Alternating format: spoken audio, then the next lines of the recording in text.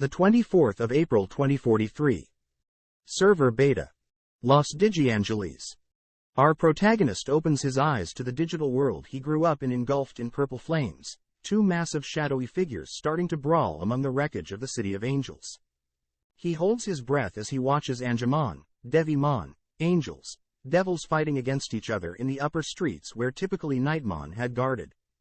One of the figures looked like a massive spider, the symbols of the 7 deadly Digimon above each of its legs. It was firing multi-colored beams through legions of Angemon and Devimon, erasing their data in an instant. Meanwhile, the other stood tall in front of it, completely unflinching, the shadows of the ruined buildings lashing out, deflecting the lasers away from the Shadow's navy blue armored body. Across the 3 canine heads that form the Digimon's chestplate, digicode started to glow. The figure then lifted a large bident, confidently being flourished before being jousted forward to bathe the invading fiends in purple flames. Raising its hand into the air, it confidently declared, "Gaia Annihilator," before smashing the floating city down to the earth, erasing all around it. "I am Emperor Hades Mon, the strongest of all." Jolting awake from his dream, our protagonist quickly pats himself over before looking out the window at the bright greens and blue of the digital world's sky. Angemon and other angel Digimon flew about, giving the city its name while also going about their daily lives. He takes a moment to look at his reflection. A cowlicked mess of dark brown or black hair, a pair of goggles on his forehead, and the rest being loose pyjamas over his frame. Morning Matthew, his roommate, Strawbymon, called from the hallway as it had gotten up to do whatever it did. Matthew rolled out of bed, grunting and grumbling before changing into his proper outfit. A blue hoodie, black gloves, a white shirt, and gray jeans. Grabbing his digi-terminal, he slid the handy eyepiece into place, blinking to configure the cyan screen in front of his eye properly, seeing in the corner of his vision all the bits he had collected over the years. Every bit of the salvaging, the scrounging, the odd jobs, was going to be paid off when he purchased his Digivice D5. The D5 was the freshest Digivice for the general population, allowing a tamer to use the capture rope, armor Digieggs, their support cards, and most importantly control their 2-partner Digimon. Sighing happily, he thinks about who his 2 future friends will be, before his vision flashed of that ominous Digimon from his dream, the one called Emperor Hades Mon. "Hey, Strawbymon, before you head to Wichelny, can you tell me about a Digimon, Emperor Hades Mon?" Matthew was settling in for his own breakfast of Wamon Crunch. The wizard beast Digimon Strawbymon may be a bit of a slob with a short fuse, but he was far from unintelligent. Being a native of Wichelny means that if anyone was gonna know about a rare Digimon, it would be him. "Hey, what you talking about?" It's a prophecy Digimon. It's a like a Supa Pluto Mon. Doesn't exist currently to my knowledge, but ya know how those work." "Wait, you probably don't. Doesn't matter. Essentially, if it is born, we won't be around to see it." Strawbymon was dismissive but clearly intrigued by the questioning. From his point of view, a human asking about rare information was more rare than the information itself, or at least that's what Matthew would guess. "All right. Well, have fun making potions. Maybe you'll digivolve into Lobomon during it." Smiles are exchanged before a booming portal is created and the Digimon leapt through, leaving Matthew in their apartment alone. Finishing up, Matthew opens a window and proudly smiles out of it, miles and miles of open city before him. It was a mix of human pop culture and Digimon architecture, something truly stunning, before the beautiful scene is disturbed by an Edamon causing trouble with a dark network concert crush.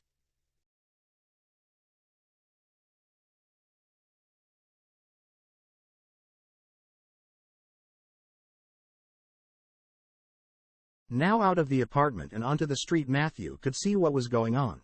The local Edamon and Gazimon flunkies was picking a fight with the equally annoying main Mon gang.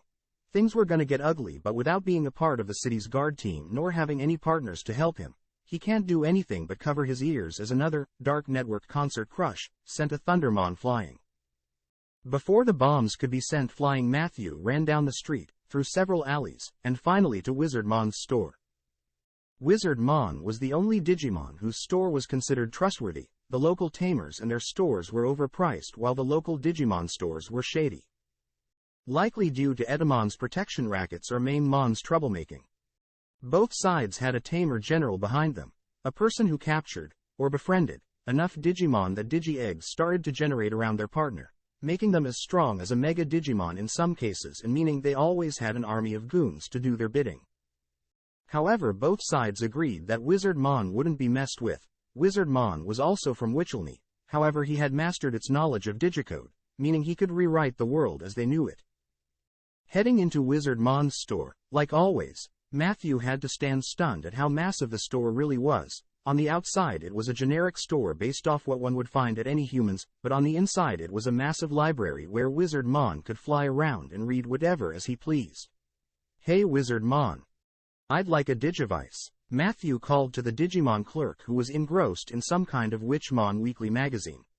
"Wouldn't most humans?" The clerk in good nature jested, floating over and tapping his staff against a case to cause a white Digivice D5 to fly out. "Now let me guess, you have the necessary money to pay for this valuable commodity?" "You bet I do." Blinking into the corner of his eye, then focusing on the Digivice, he paid for it, allowing him to gently take it out of the air. "Now remember to talk to me if you need anything. I have many accessories for those Digivices too." Wizard Mon reminded nicely and without pressing floated back to his magazine.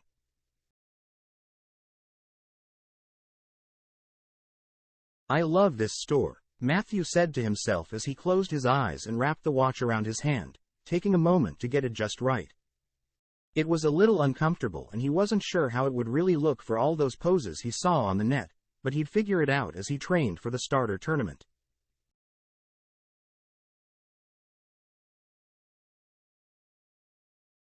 Heading back the way he came, needing to either capture/tame a Digimon out of the city, which is very dangerous and would likely need Strawbimon's help, or needing to purchase one from one of the various data outlets around the city.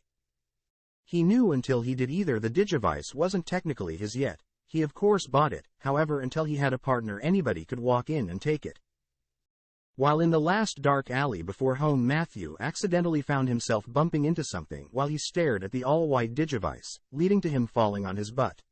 "Sorry, my bad." Matthew quickly apologized and rose to his feet to find himself staring down Big Mammoman, and sitting on top of it was a young pink-haired girl with a skull mask.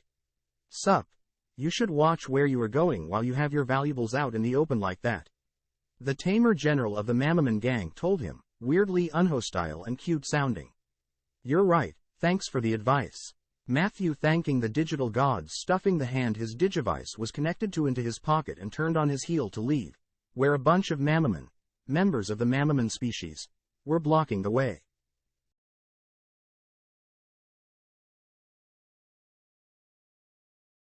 "Okay bud, you know the deal, give us a few hundred bits, and you are free to go," the tamer general chirped as she stood up and held up her Digivice D4 to the main Mon to keep them in line. "Yeah, so, I don't have any. I just spent it all on the D5. Matthew was going to be honest in hopes that the tamer general took it easy on him. He'd pay double next time, he swears mentally. "Dang, that sucks." "Well, hand it over, tough luck dude," she told him with some mild sympathies before raising her hand to her metal main Mons to raise their arm cannons.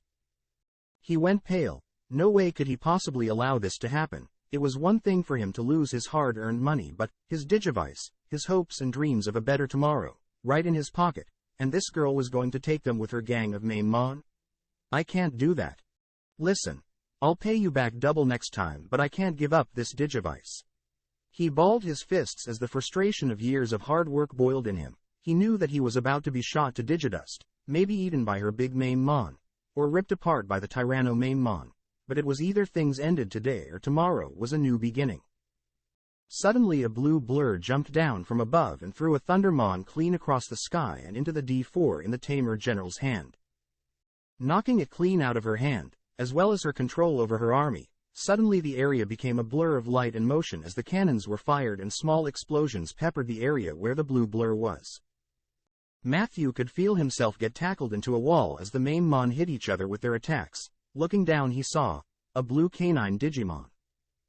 It wore a red bandana as well as these large red boxing gloves.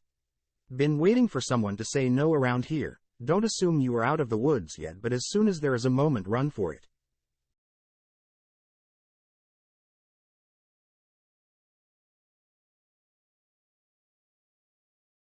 The Gao Mon stood up and offered the tamer his hand, which the tamer took to stand up, the D5 glowing upon the contact from the two before turning blue. As the bond had suddenly formed, everything stopped.